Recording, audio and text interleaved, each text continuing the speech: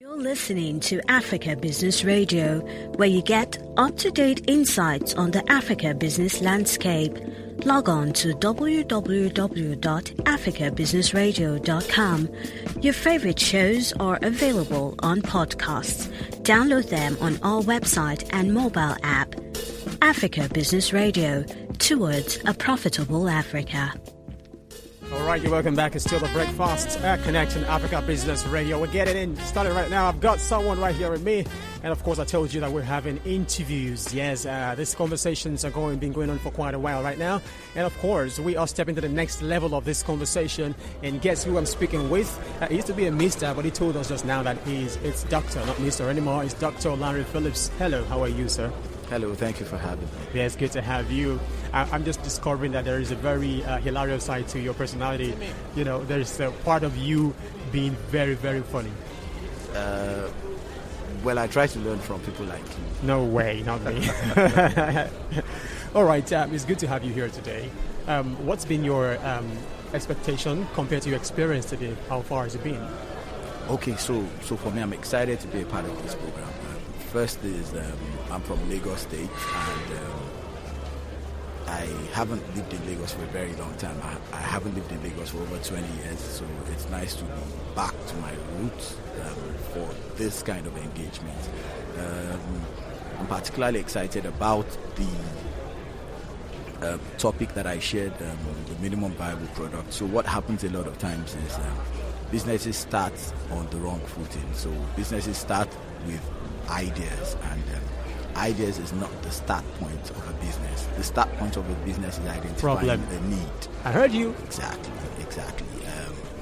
So what happens is, in fact, that's the core difference between businesses that look for customers and businesses that customers look for. So if you start off with a solution, you would be looking for people that have needs. But if you start off looking for a genuine problem, as soon as you introduce the solution, everybody that has that problem would come look for you. You know, I think this thing is so basic that somehow we manage not to get it right. I speak the truth, it's that basic. But what also happens is people jump into businesses. Okay, so people don't want to follow the fundamentals. I shared with you growing up on Oglano Drive in Surulere what my grandfather used to say. Failure to plan is a plan to fail.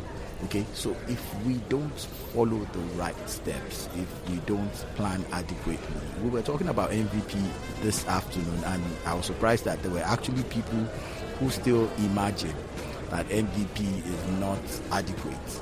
That I would rather just, somebody called it analysis paralysis, I would rather just find a problem, put the solution, I won't test it, I'll just throw it into the market. What if it is a 20 million naira investment and then you throw it into the market and the market says, hey, we don't like it?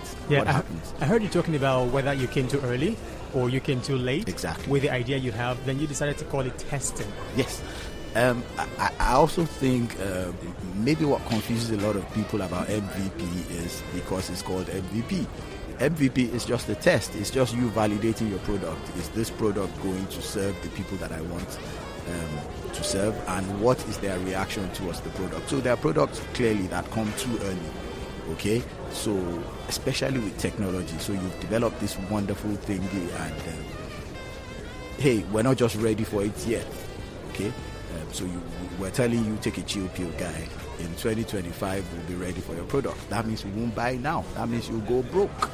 Okay? Or you come up with a product that is too late. Guy, this product, we used it in 2010. Okay? So that's why MVP is important to just, what MVP tries to do is to check the product market fit. Okay? To be sure that the product that you want to release into the market is right on time, and the people that are in the segment that you want to address are happy with the product. All right, thank you. And just to rehash a bit of what happened over there, because I was listening, a guy asked a particular question and talked about testing.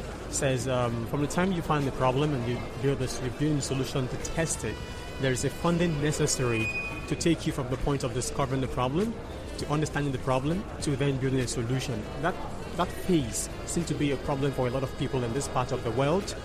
Because if it's an app, for instance, of course, you're not going to build an app with very little money, especially if you're not the developer. Maybe you are the person who discovers the problem and you have the business idea.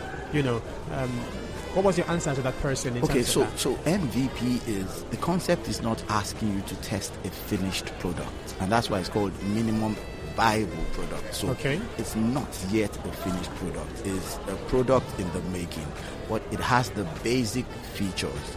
What you're trying to get is to get information from the end user. Where do I need to tweak a bit? Where do I need to add a bit? Where do I need to adjust a bit? What do I need to take off so that the final product meets the need of the end customers? Is the patenting of a product necessary before that time? Okay, so there are two ways you can look at it. Okay. I would advise, that you start to look at patenting from that point in time. And it's funny what has happened about patenting in this part of the world. A lot of times we don't even respect it. So even when you sign non-disclosure agreements, people don't respect it. So I would recommend that you start to look at patenting, because it's almost a complete product anyway. What you're trying to do is to take lessons concerning how to tweak it so that it fits perfectly to what the market is requesting.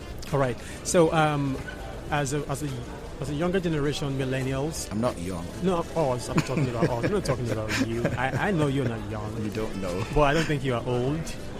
I don't think people like to be called old these days. Does being called old still trend? I don't know. I'm not old. You just got that bored right now. All right. Speaking of which, my question is, what is the most important question that a person with an idea is supposed to be asking? Earlier this morning, there was something that happened, I think, on my way to work, to this place. Somebody just said, oh, we could even do this. We could even have a coffee show. We can even have, we can as well have an Alagbo show. The reason for that is because the person seemed to be always buzzing with plenty ideas. He's a friend of mine and a colleague, lots of ideas. But I told him, look, you have so many ideas, but every time ideas jump at you, you jump at them back and you bring them up to me, and you want me to listen and give you time to listen to the ideas. You're not pushing any particular idea to any logical conclusion that could break you even financially on your own part. So what's the most important question we should be asking besides the problem question, which you already emphasized over? So what should we be asking? Okay, so you lost me there and I kept quiet, and that's because I'm not attracted to businesses that start off by telling me I have an idea. No. You tell me the problem that you're trying to solve or the problem that you've identified. Like I said, you don't even have to be the one to bring the solution. There are incubators, there are accelerators, there are startup hubs everywhere. You find 17-year-olds bringing up solutions to the problem that you've identified. Your part as an entrepreneur is to look for the problem. If you get the problem, if it happens to be you proposing the solution, fine. If it's not you, you partner with somebody proposing the solution. But our businesses have to follow that stage, and we need to be deliberate about it. The first step, I repeat, is identifying the problem. In fact, the phrase I like to use is ideas don't make you money. It's the identification of the problem that makes you money. Okay? So, but what happens with a lot of tech startups and techie people is that they love the word apps. Dr. Lanre, I've developed an app, I've not slept for the past 8 months, blah, blah, blah. And my question is, who sent you? Okay? Because you've developed an app and you're looking for people who would use the app. How about you looking for a problem and bringing up a solution, and everybody that has that problem would look for you?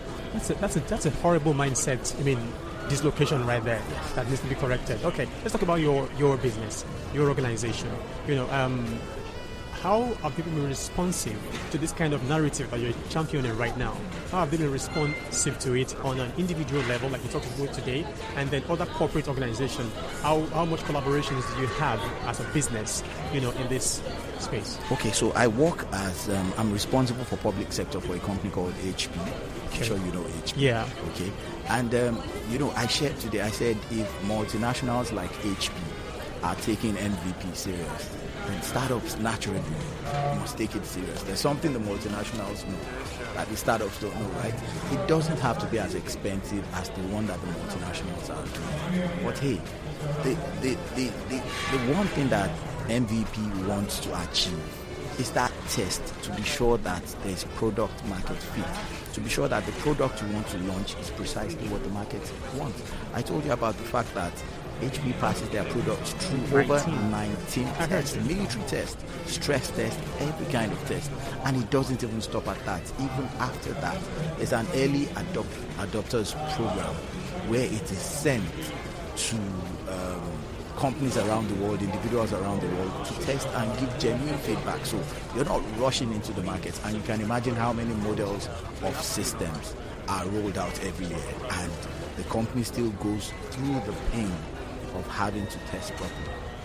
I think I'm very excited to speak with you. Thank you. We were able to rehash some of the things you said over there that I was able to listen, but the listeners weren't able to listen into that. I was happy about that. And again, I discovered that the office you occupy with HP right now, and the kind of person and the mental space that you occupy as a person, I think there's a very great synergy between it. That's making it work for you. Thank you very much. It's nice having you, sir. Nice. Thank you. Thank you. All right, sir. So that was Dr. Lanre Philips, of course, from HP, and he's been championing the narrative of how entrepreneurs should really think right, think straight, and of course, think of the problem first, identify the problem before you think of the idea that you're bringing in to fix that problem. That's the way it goes. It's Africa Business Radio, and of course, this continues in a moment. I'm God's baby. Stay with us, and we'll be right back. You're listening to Africa Business Radio, where you get up-to-date insights on the Africa business landscape. Log on to www.africabusinessradio.com. Your favorite shows are available on podcasts.